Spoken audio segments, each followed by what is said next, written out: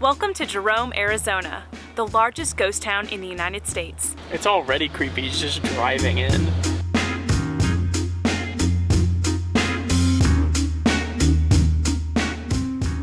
So after spending a few days in Sedona, we've made it out here to Jerome, Arizona. What makes this place so unique is that it was once the fourth largest city in Arizona, and now it is the largest ghost town in the United States.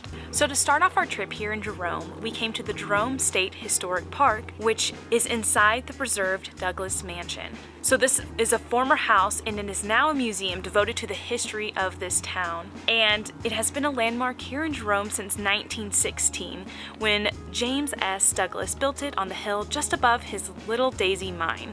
Walking through this museum, we got a good overview of the town, of its rich mining history, and how it became a small ghost town. Back in the early 1900s, during Jerome's peak population of 15,000, they were producing approximately 3 million pounds of copper every month. So after the Great Depression and World War II, the demand for copper dramatically decreased. But today, Jerome still stands as a National Historic Site, and its history and long mining stories have been preserved well within the city. Today, we're going to explore this town and learn what makes it truly unique. I hope that's a test. It's probably for the mining days. So you haven't noticed we haven't left yet. But we did see a sign for mining days, and then we just heard a giant siren. So basically what mining days is apparently the town celebrates its rich mining history this one weekend while we're here. But it's $20 to get in, and we're kind of cheap. Our next stop is right there.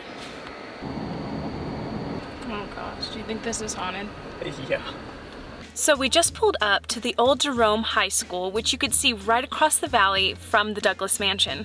This high school was built in the 1920s in the peak of the mining days for Jerome. When the mines closed in the 1950s and the population was dwindling down, they noticed that the majority of the students were trekking all the way up to Jerome to go to school here when they actually lived in the surrounding small towns in Verde Valley. Today, it now houses an art gallery, which we're gonna go check out. The building itself looks spooky, but we're excited to see what kind of art and to see inside of this building. So we were wrong. It looks like it's more of a series of businesses, not just necessarily an art gallery, because there's a legal counsel and a coffee company here. So let's go walk around.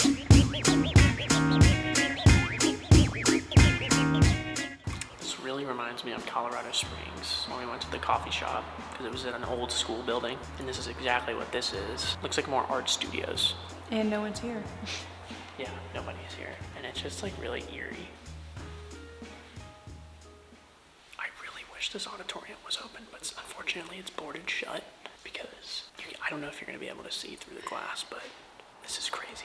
It's just almost as if this place is just like, boom, abandoned. Open lockers, really dim school lights. It's dead silent. It's like they do it on purpose.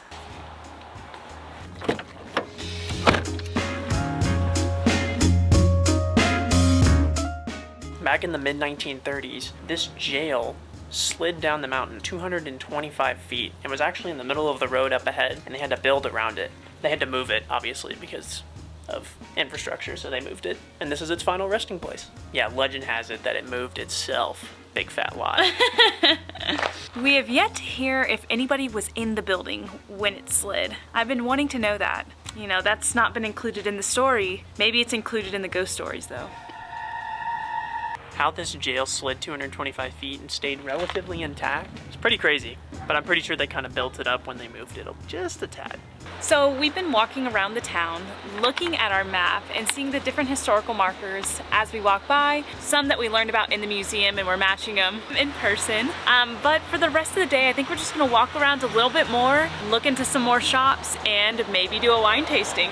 So if you're not on a big budget like we are, one thing that I would recommend doing, which is something that we love doing but is terribly out of our budget right now, and that is a walking ghost tour. There is a haunted history here in Jerome that we're not gonna really get to dive into, unfortunately, and it's perfect spooky season for it, but it's about $40 a person, and that's stretching it for us right now. There's so much history behind the buildings that you see. Jerome was known for the wickedest city of the West because the boom in mining, there was also a boom in, you know, saloons and prostitution and crime, murder and death, and a lot of that might play into the ghost tour and the ghost stories that are told around here. For a ghost town, this is a pretty damn busy place. There's no parking.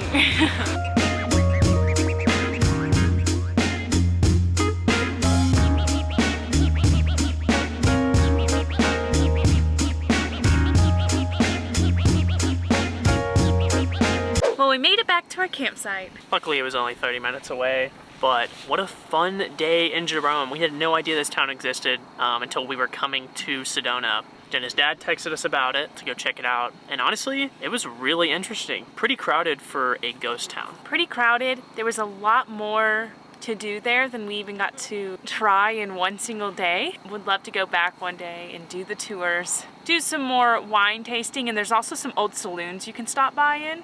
But overall, great time. We had a really, really fun day. Hope you enjoy this vlog. This is our last day in Arizona.